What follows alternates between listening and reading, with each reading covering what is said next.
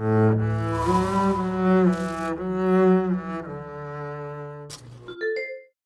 my name is Gloria Allgood.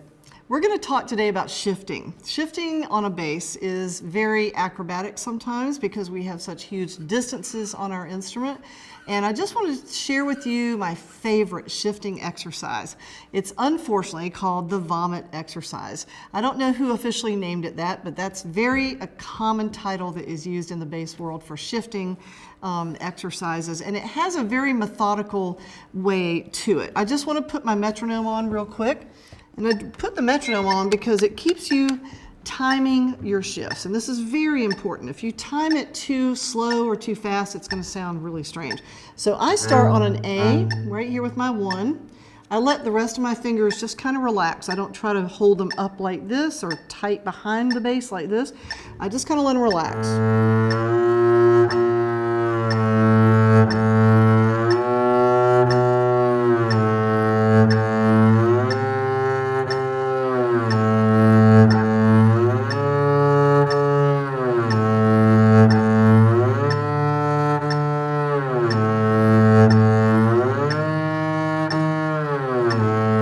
Now, I'm getting higher and higher.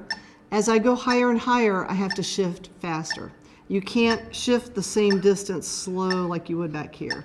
So as I get higher, here's an A.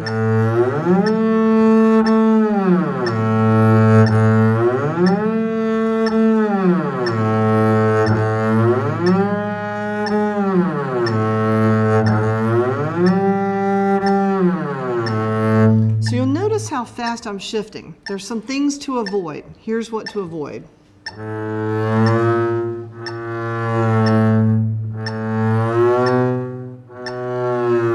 You really don't want any space, and you want it as smooth as you can get it. Now, when you first start this, I don't know if you can see my finger, I have a nice line where I was doing that.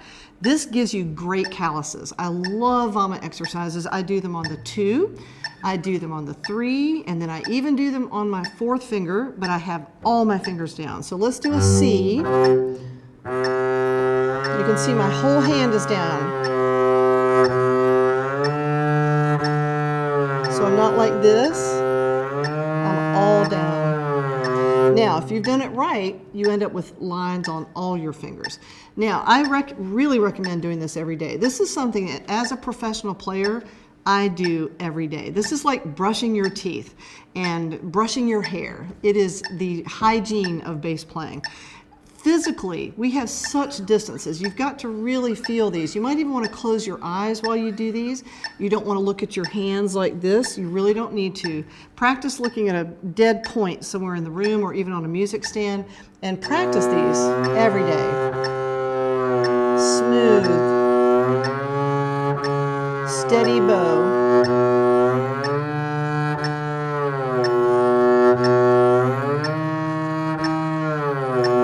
So let me also point out that if you're playing a piece that has a difficult shift that you continuously miss, practice that. Make it a vomit exercise and maybe write it down on a piece of music paper that you can every day attack that shift, and do them about 10 times each. I prepared for one audition where I wrote down every shift that was fearful for me, and I practiced them 10 times every day. And when my audition came around, I nailed those shifts. It is absolutely imperative that you practice these distances. It's physical. Obviously, if we're moving way up like this, we've got to move our body a little bit. Here's going into thumb position. You're going to see your thumb get involved up here. But always keep contact with the string and with the bow. As a bass player, it's very easy to lose your strength and lose this accuracy of shifting. Sometimes I'll show you one thing I do. I test my intonation. I'll see if I actually did hit that note. Or I'll see if I hit the A. I'll test it.